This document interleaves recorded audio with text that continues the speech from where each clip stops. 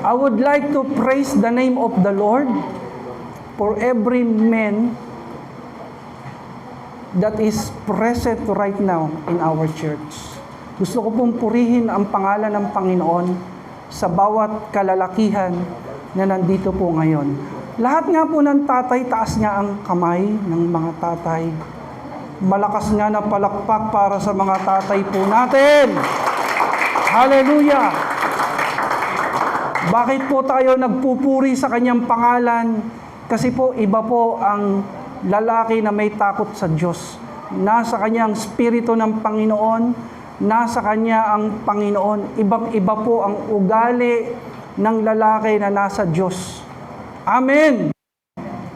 Kaya naman, ang sabi dito, mga kapatid, basahin natin ng malakas, pag ang lalaki mabait, bibigyan siya ni Lord ng babaeng mahirap. Espelingin. Hallelujah. Kaya ka pala binigyan ng Panginoon ng asawa na minsan mahirap espelingin kasi mabait ka, kaya mo yan. Kuya Joshua Siagan, parehas tayo, nasa Panginoon tayo. Amen! Nagtaka po ako, ang pangalan po Maring Bell. Sabi ko, parang ang pangalan niya ng asawa ko. Hallelujah. Totoo po yan mga kapatid, kung ikaw ay dalaga, kung ikaw ay single, manalangin ka sa Panginoon na bigyan ka ng lalaki na may takot sa Diyos. Sapagkat masasabi mo na sobrang blessed ako, binigyan ako ng partner na may takot sa Panginoon. Palakpakan po natin ang ating Diyos. Ano po ba ang nasa larawan na ito? What is this? Ano po yan? Tama po kayo, yan po ay pressure cooker. Ang sabi po ng daddy ko, Leo, Pastor Leo, ang buhay ng tao kung minsan para kang nasa pressure cooker. Ano po gamit ng pressure cooker? Yung pong mga laman na matigas, makunat. Tingnan mo yung katabi mo. Mukha bang matigas? Mukhang makunat. Kahit anong tigas niyan, kahit anong kunat niyan, pag nilagay mo sa pressure cooker, Ate Mel, lumalambot. Kaya ang sabi po sa akin ng tatay ko, Pastor Leo, ang buhay kuminsan parang pressure cooker. Buhay mag-asawa, buhay paglilingkod sa Diyos, buhay pagtatrabaho. Sino po mga nagtatrabaho? Nararanasan nyo ba yan? Minsan nakaka-pressure. Buhay pagpapamilya, matinding pressure.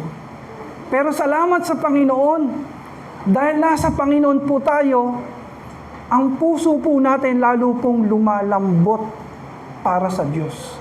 Hindi po tayo nagmamatigas, hindi tayo nagmamalaki, hindi tayo nagmamataas. Pag para bang nape-pressure po tayo sa tindi ng mga pagsubok, lalo po tayong kumakapit sa Panginoon. Lalo po tayong lumalapit sa ating Diyos. Purihin po natin ang Panginoon. Hallelujah. Tandaan mo, kapatid, kaibigan, your faith is like a pure gold. Pakisabi sa katabi mo, pure gold ka ba? Ang pananampalataya po natin, sabi parang pure gold. Ano ibig sabihin ng pure gold?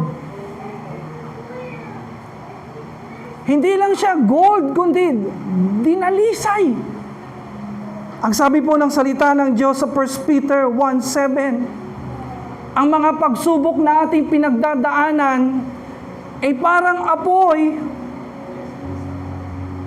na dumadalisay sa ating pananampalataya.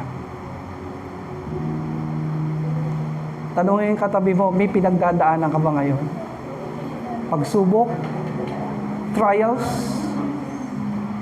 Kahirapan? Well, Niloob ng Diyos mangyari yan. Una, kaya mo kasi. Pangalawa, nasa iyo ang Diyos. Pangatlo, yung mga pagsubok na yan, hindi ka basta tinutupok, kundi dinadalisay ka, kapatid. Pag ang ginto po dinadaan sa apoy, lahat ng dumi, pakisabi po, impurities. Lahat ng dumi na nasa ginto, pag dinaan po yan sa apoy, nasusunog lahat ng dumi. Pero yung ginto po, lalong nagiging pure.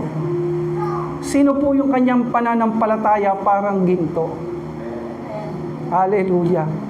Na kapag dumadaan ka sa mga unos, trials, life challenges, hindi ka pinanghihinaan. Natutunaw yung pride, naaalis lahat ng dumi sa puso natin. Magkos lalo po tayong nagiging pure sa harap ng Diyos. Hallelujah! Can we say hallelujah? Hallelujah, Jesus. Ang pananampalataya mo, kapatid, ay hindi katulad ng plastic. Sabi mo sa katabi mo, hindi plastic ang pananampalataya mo. Na kapag dumaan ka sa apoy ng pagsubok, matutunaw, magsisring. Pakisabi sa katabi mo, hindi parang papel. Na kapag dumaan sa pagsubok, nasusunog.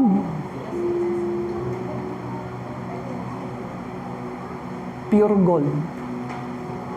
Gintong pananampalataya ang meron tayo. Kapag ang isang tao dumaan sa mga pagsubok, pagkatapos umayaw sa Panginoon, tumalikod sa Panginoon, ayaw na mag-church, ayaw na maglingkod. Instead na mahumble siya, lumambot ang puso niya sa Panginoon, lalo siya nagmamalaki, lalo siya nagmamatigas. Hindi pure gold yun. Nasusunog siya eh. Dapat ang kanyang pananampalataya nadadalisay. Pakitanong ulit yung nasa kaliwa mo, sunog ka ba ngayon? O nadadalisay ang pananampalataya mo? O ba, nasa iyo yan. Kanya-kanya ho tayong pananampalataya. Pero po ako naniniwala mula sa puso ko, from my heart, ang pananampalataya natin dito, pure gold. Lalong nadalisay sa apoy ng mga pagsubok. Palapakan po natin ang Panginoon. Purihin po natin ang Panginoon sa araw na ito. Kapatid, yung tatag ng ating pananampalataya ay hindi po yan makikita basta sa mga post po natin sa social media. Hindi po masama mag-post. Ako po, nagpo-post po ako sa social media tungkol sa Panginoon, tungkol sa Diyos. Pero, pakisabi, pero, yung tatag ng faith natin wala sa pagpo-post. Yung tatag ng pananampalataya natin, nakikita yan, na kapag dumaan tayo ng mga bagyo, pagsubok, nananatili tayong nakatayo. Tayo pong natin tumayo sa Panginoon. Yung kahit hinahampas ka na, hampasin mo nga ng konti. Hampasin mo ng konti, yung katabi mo. Kahit hinahampas ka ng mga pagsubok, sige pa, maraming hampas. Kahit hinahampas ka, nananatili kang matatag, nakatayo, nakatindig ang pananampalataya mo. Hallelujah! Bakit po? Sabi ng Panginoon sa Mateo 7:24, ang isang tao na nakikinig at nagsasagawa ng salita ng Diyos ay katulad ng isang taong nagtayo ng bahay sa ibabaw ng bato. Kahit hinahampas ito ng bagyo, hinahampas ng masamang panahon, yung bahay niya, yung bahay na kanyang tinayo, nananatiling nakatayo. Sino po dito yung kanyang pamilya dumaan ng mga pagsubok, pero hindi kayo nawasak, nakatayo pa rin kayo. Kung kayo po'y nakatayo pa rin, pinalakas po kayo ng Panginoon, dapat lang po palakpakan. Dapat lang po papurihan po natin ang Panginoon. He is our strength. He is our shepherd, our refuge. May mga pamilya, pag dumadaan sa mga pagsubok, talagang nawawasak sila, nagkakawatak-watak. Pero salamat sa Diyos, tayo po, kahit dumaan tayo sa mga pagsubok, lalo tayong lumalapit sa Diyos, lalo tayong nag-aalab. Can we say amen? Amen. Lalo tayo nag-aalab sa Panginoon, lalo tayo nagkakaisa. Ang tatag ng pananampalataya, pakisabi sa katabi mo, ang tatag ng pananampalataya mo, nakikita sa pagtayo mo sa kabila ng mga pagsubok. Hindi ka natutumba, hindi ka nawawasak, hindi ka nasisira. At kung ito'y nararanasan mo, palakpakan po natin ang Panginoon. Yung mas malakas, yung pinaka malakas na papuri sa Diyos. Hallelujah! Tayo pimako po sa presensya ng Panginoon. Maganda po, mga kapatid, na tayo po ay naglilingkod sa Panginoon. Maganda po yan. Amen. Paglilingkod yan eh. Naglilingkod tayo sa church. Maganda po yan. Naglilingkod tayo sa loob ng ating bahay. Nagsaserve tayo.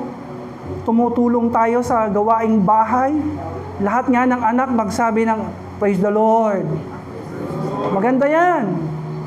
Naglilingkod ka sa trabaho mo, hindi mo inaantay na utusan ka, kundi kusang loob ka na kumikilos. Paglilingkod yan sa Panginoon. Naglilingkod tayo sa Panginoon sa trabaho natin, sa negosyo, sa community, sa NGO, sa government. Maganda po yung paglilingkod. Maganda po yan. Pakitapik yan sa balikat yung katabi mo. Sabi mo, pagpatuloy mo yung paglilingkod mo. Sige na, huwag kang mahiya. Pagpatuloy mo yan, maganda yan. Maganda yan. Tapos, habulin mo ng salita. Pero, dalawang klase ang paglilingkod. Dalawang klase. Ang sabi ng salita ng Diyos sa unang Korinto 3:12 hanggang 15, dalawang klase, dalawang uri yung paglilingkod. Pakisabi po, gintong paglilingkod. Pakisabi po, dayaming paglilingkod. Anong klaseng paglilingkod ang inaalay mo ngayon sa Diyos? Kung dayaming paglilingkod ang binibigay mo, ang sabi ng Biblia, pag dinaan yan sa apoy, masusunog yan. Uusok yan. Papangit yan. Pero kung ang paglilingkod mo sa Diyos, gintong paglilingkod, kahit dumaan ka sa apoy, madarang ka sa init, lalong nag-aalab ang puso mo sa paglilingkod. Hallelujah! Praise the Lord! Kaya nga po, may mga tumitigil, may mga umaayaw, may mga humihinto, may mga hindi na nagpapakita. Bakit po? Kasi yung paglilingkod na ibinibigay nila dayami, dumaan ang mga pagsubok, nasunog na. Pakisiko yung katabi mo, sabi mo, praise God. Hindi ka nasusunog. Hindi ka sunog. Hindi ka amoy usok. Dahil gintong paglilingkod yan, binibigay mo sa Panginoon. Amen. Totoo po yan. May mga tao titigil sa paglilingkod kasi may problema daw sa pinansyal, may problema sa anak, may sakit, may utang, may problema sa ganto, ganyan. Titigil. Eh kung sa problema po ang pag-uusapan, sino bang walang pagsubok? Sino bang walang trials? Sino dito kung minsan dumadaan siya sa pagsubok? Lahat po tayo. Pero hindi tayo tumitigil. Kasi yung paglilingkod natin, gintong paglilingkod yan. Mula yan sa puso. Hindi tayo naglilingkod dahil sa position. Hindi po tayo naglilingkod dahil sa tao. Hindi po tayo naglilingkod dahil gusto natin na i-praise tayo ng tao. Naglilingkod po tayo dahil mahal natin ang Panginoon. At mahal po natin yung mga tao na pinaglilingkuran po natin. Can we say hallelujah to that? Hallelujah. Kaya ang tanong po, asan ka dito? Alin ka dito? Gintong paglilingkod? Dayaming paglilingkod. Sino dito gusto niya gintong paglilingkod? Para sa Panginoon, para sa pamilya, para sa church, para sa bayan. Hallelujah.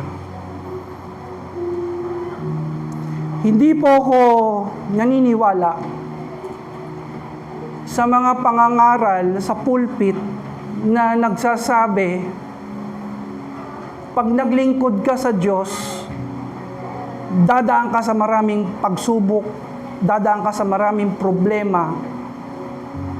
Dahil daw, dati, kakampi mo si Satanas, ngayon na naglingkod ka sa Panginoon, kaaway mo na ang dyablo, kaya ngayon, dahil naglilingkod ka sa Diyos, dadaan ka ng maraming problema.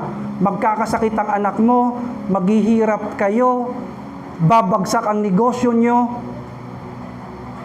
I beg to disagree. Hindi po ako naniniwala doon. Meron po akong narinig na nagpipreach ng ganyan. Alam nyo, unang-una kung bakit ayoko yung ganong pananalita. Nagkukos yan ng takot sa tao. Instead, ma-encourage yung tao maglingkod sa Panginoon, matatakot maglingkod. Kasi, inuunahan mo na na kapag naglingkod ka sa Diyos, dadaan ka ng maraming problema. Ang sabi po ng Biblia, maglingkod ka man o hindi, magkakaproblema ka. Tama po ba yon? Pumunta ka sa ospital, tanungin mo yung mga tao doon. Marami po na nasa hospital ngayon, hindi naglilingkod, pero nagkasakit. Marami din po doon, naglilingkod, nagkasakit. Kaya I beg to disagree. Maglingkod ka man o hindi, magkakaproblema kayo mag-asawa. Magkakaproblema kayo sa anak. Anong gagawin natin, pastor? Wala palang pagkakaiba. Meron po. Ang kagandahan na naglilingkod ka sa Diyos, may kakampi ka, may kasama ka, nalulugod sa iyo, Panginoon.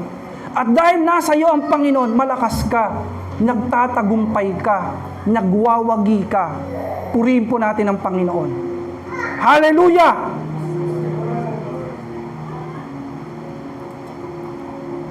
Kaya mali pong sabihin na pag naglingkod ka sa Diyos, dadaan ka ng maraming problema. Kaya iisipin ng tao, hindi na ako maglingkod. At kapag hindi siya naglingkod, dadaan din siya ng mga problema. Kaya ang sabi ng ating Panginoong Hesus, in this world, you are going to face troubles, tribulation. Kaya nga po may heaven, may paradise, may kingdom of God. Para ipakita sa atin ng Panginoon, nandun lang po ang perfection. Nandun lang po ang fullness of joy, love, and peace sa kanyang kaharian. Amen. Ang kagandahan po, pag naglilingkod ka sa Panginoon, kahit may pagsubok ka, mas malakas ka. Pakihawakan ngayong katabi mo, mas malakas ka. Mas malakas ka kaysa sa dati. Kasi naglilingkod ka sa Panginoon. Mas malakas ka dahil kakampi mo ang Diyos. Mas malakas ka dahil nasa iyo Espiritu ng Panginoon. Sige, preach it. Nagpipreach po ako dito, nagpipreach po kayo sa katabi nyo. Napupuspos po ako dito ng Espiritu Santo, napupuspos ka rin. Because you are preaching, you are sharing, preaching the Word of God sa katabi mo. Tapikin mo ng malakas yung katabi mo, mas malakas tayo. God is with us. God is for us. God is in us. He will never leave us nor forsake us. Sabihin mo sa kanya, if God is for us, who can be against us? Kakampi natin ang Panginoon. Wala tayong kinatatakutan sapagkat ang kakampi natin ay ang pinakamakapangyarihang Diyos sa lahat. Amen! Actually po, kapag, tingnan niyo po ako sa mata, kapag may sumaling sa inyo, i-curse sila ng Panginoon. This is a prophetic declaration from the Lord. Kapag may mag-isip ng masama sa iyo, magplano ng masama sa iyo, itrap ka nila, anumang gawin nila sa iyo, delikado po sila kasi kakampi mo, Diyos. Lumalakad ka sa katuwiran, banalan, sa liwanag, anak ka ng Diyos, at ang sino man sumaling sa iyo, Panginoon ang bahala doon. Amen! Hallelujah! Grabe yung presence ni Lord. Tayo pong lahat ay tumayo as we end. Apostle Paul said in Philippians 4:12, ang sabi ni Apostol Pablo, sa paglilingkod po sa Panginoon, pakisabi po, may pagpapala. Pakisabi po, may pagsubok. May tagumpay. May pagdapa. May panalo. May talo. Pansamantala. Pansamantala lang yon. Sa paglilingkod po sa Panginoon, pakisabi po, may kasaganahan, may paghihirap. Alam niyo po, nung kami naglingkod sa Panginoon, ni Ate Chris, maliit pa yung church, maliit lang po yung love gift. Pero hindi po kami pinanghinaan, kahit maliit lang po yung love gift namin. Kasi po, gintong paglilingkod. Nakatayo kami sa matibay na pundasyon. Ang paglilingkod namin galing sa Panginoon. Amen. Kaya may mga tao po ako na babalitaan, tumitigil sa paglilingkod. Dahil maliit daw yung love gift nila. Sabi ko, wag! Sa umpisa lang yan. Sa umpisa lang yan, kung magtitiis ka, magtsatsaga ka, maghihirap ka, magsasakripisyo ka, sabi ng Biblia, your labor in the Lord will not be in vain. Ibe-bless ka ng Panginoon. Amen. Kaya ang sabi ni Apostol Pablo, I learned to be abound and I learned to be abased. Sabi ni Pablo, naranasan ko managana, naranasan ko ang maghirap. Sa lahat ng sitwasyon, natutunan ko lahat ng ito. Si Apostol Pablo yung tao na kahit saan mo siya ilagay. Kahit saan mo siya ilagay. Ilagay mo siya sa kahirapan, hindi siya manlalamig, hindi siya magbabackslide, hindi siya lalayo sa Panginoon. Lalo pa siyang mag-aalab. Ilagay mo siya sa kasaganahan, ilagay mo siya sa tagumpay, ilagay mo siya sa pagpapala. Lalo pa po siyang mag-aalab sa Panginoon. Amen! Sino ho dito, kahit ilagay siya sa pagsubok, magpapatuloy sa Panginoon? Sino ho dito, kahit ilagay siya sa pagpapala, lalo siyang mag-aalab sa Panginoon? Ang ganda po ng spirito nyo. Ang ganda po ng puso nyo. Hallelujah. Si Abraham Lincoln, sino po ba si Abraham Lincoln? He was the President of United States of America. Siya po ang ika-16th President sa Amerika. Ano po yung kanyang contribution? Marami po. Marami po. Pero sa matinding contribution po ni Abraham Lincoln, yung pong inalis niya po yung slavery. Inalis po niya yung discrimination. Nung araw po, yung pong mga black Americans, ginagawa po itong slave, yung mga African, American, black, ginagawa po itong mga slaves. Pero dahil kay Abraham Lincoln, pinatigil niya ito. Kaya sa tingin ko, siya ang favorite president ni Michael Jordan, LeBron James. Dahil kung hindi dahil kay Abraham Lincoln, ngayon wala. Wala silang pangalan. Wala silang rights. Sobrang tindi po ng presidente na yan. Sa mga paboritong presidente ng Amerika, kasama po siya sa top 3. Abraham Lincoln. Pero gusto ko pong i-share sa inyo na si Abraham Lincoln may gintong pananampalataya. May matatag na pundasyon. Marami po siyang pinagdaanan, pero hindi po siya tumigil. Pakisabi sa katabi mo, hindi tayo titigil. We will never give up. We will never quit. We will never surrender. Ang sabi po, 1832, nawalan po siya ng trabaho. Masakit po mawalan ng trabaho.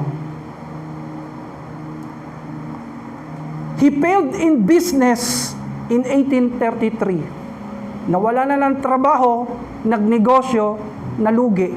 Masakit po yan. He had a nervous breakdown in 1836.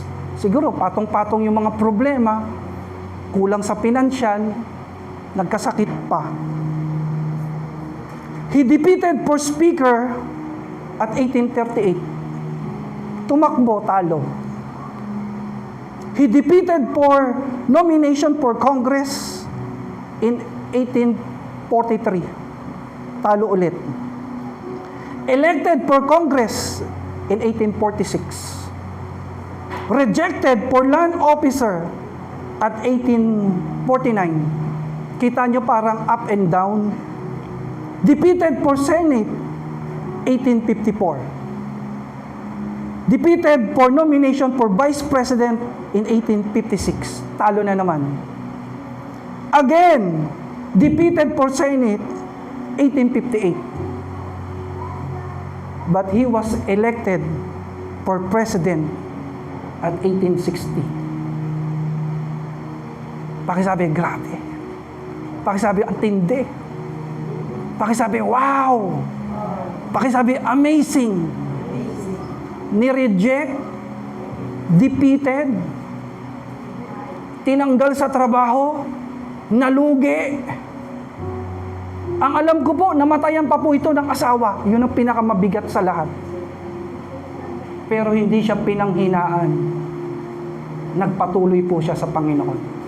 Amen. Kapatid, kung ikaw ay natalo minsan, hindi ibig sabihin talo ka na bukas. Talo ka na sa susunod. Hindi ibig sabihin na natalo ka ngayon. Talo ka na palagi. If God is for you, He will be your strength. He will be your shepherd. At dadaling ka niya sa tagumpay. Amen. Kung nabigo ka kahapon, hindi pwedeng lagi kang bigo. Magpatuloy ka lang, kapatid, sa Panginoon. Magwawagi ka rin. Pakisigaw nga yung katabi mo, sigawan mo, tapikin mo na malakas. Don't give up! Huwag kang sumuko! Lumabang ka! Magpatuloy ka! Amen! Si King David po, huling-huli na po. Sino po nakakilala kay King David sa Bible? Si King David,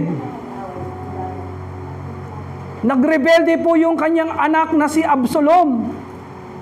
Kinuha ni Absalom yung kingship, yung trono, yung kaharian. Kayang-kayang talunin ni David yung anak niyang si Absalom dahil yung tropa ni David, yung kanyang platoon, yung kanyang army, mga champion po yun, mga warriors po yun. Pero dahil sa anak niya, ayaw niyang labanan. Ang ginawa na lang niya para hindi sila mag-away, magtatay, siya na mismo nag-give up. Siya na mismo umalis. At habang naglalakad si David, may isang tao na ang pangalan ay, pakisabi po, Shimei. Hindi po Shomai, ha? Shimei. Si Shimei po, nakita si David, pati yung mga kasama niya, mga warriors. Kamag-anak niya po si King Saul, na dating hari sa Israel na napatalsik, pinalitan ni David. Kaya si Shimei po, dahil hindi siguro magkasama sa partido, alam mo yun, hindi magkasundo yung pamilya, tinutuyaan niya si David. Tinutuya. Sinasalitaan ng hindi maganda. Binabash. Kung ano-anong salita. Ano ka ba? Parang minamalas ka na. Wala ka na. Binabato si David. Sabi po ng mga alalay ni David, Sir, tapusin ko na yan. Kayang-kaya yan. Grabe po yung heart ni David. Sabi ni David, wag. Hayaan mo siya. Baka paraan to ng Diyos para i-humble ako. Baka nasa pressure cooker ako ngayon. Baka dinadalisay lang ng Panginoon yung pananampalataya ko. Dadaan lang ako dito. Pagkatapos magtatagumpay din ako. Amen. To make the long story short, bumalik si David sa trono. Naging hari ulit siya. Napaalis niya yung anak niya dahil na-aksidente, namatay. Nung hari na po si David, nasa kanya ulit yung position. Yung pinakamataas na position, hawak niya ulit. Anong ginawa ni David kay Shimei? Ay, sorry po, hindi po Shimei. Anong ginawa ni David kay Shimei? Pinarusahan niya? Binalikan niya? Pinaghigantihan niya? Hindi po ganong klaseng tao si David. Hindi po siya ganong tao. Siya po yung tao na napakalapit sa puso ng Diyos. Kaya nga siya tinawag na a man after God's own heart. Makikita mo yung isang tao kung nasa Diyos. Kung ang isang tao nasa Diyos, kahit nagtatagumpay siya, kahit pinagpapala siya, hindi siya nagiganti. Hindi siya gumagawa ng masama sa mga taong mahina at walang kapangyarihan. Amen! Adversity reveals character. Yung paghihirap na nararanasan natin, magpapakita kung sino ka. At sa mga anak ng Diyos, kahit may adversity tayo, lalo tayong nag-aalam para sa Panginoon. Amen. Prosperity will also show who you are. Dahil sa pagpapala na tatanggapin mo, makikita ko anong klaseng tao ka. At purihin ng Diyos, kahit pinagpapala tayo ng Panginoon, lalo tayong nag-humble, lalo tayong nag-aalab sa paglilingkod sa Diyos at sa mga tao. Tayo po'y dumulog sa Panginoon. Sa pagpikit po ng ating mga mata, pwede po ba natin itaas ang ating mga kamay? Tanda na ang ating buhay ay isinusuko natin sa Panginoon. Tanda ng pagtaas ng ating kamay, sinasabi natin na, Lord, lahat sa iyo. Sa iyo lahat ng papuri. Sa iyo ang lahat ng ito, O Diyos. Dumaan man ako sa pagsubok, dumaan man ako sa apoy, sa mga bagyo. Hindi po ako matitinag, hindi po ako titigil, bagkus lalo akong mag-aalab para sa iyo. Dalhin mo man ako sa tagumpay, dalhin mo man ako sa mga pangako mo na mangyari, magkaroon ng katuparan. Dalhin mo man ako sa pinagpalang buhay, Panginoon, lalo po akong maglilingkod at magpupuri sa iyo. Sapagkat ang paglilingkod ko po ay hindi dayami, kundi gintong paglilingkod. Salamat, Panginoon, sa pangalan ni Jesus. Amen.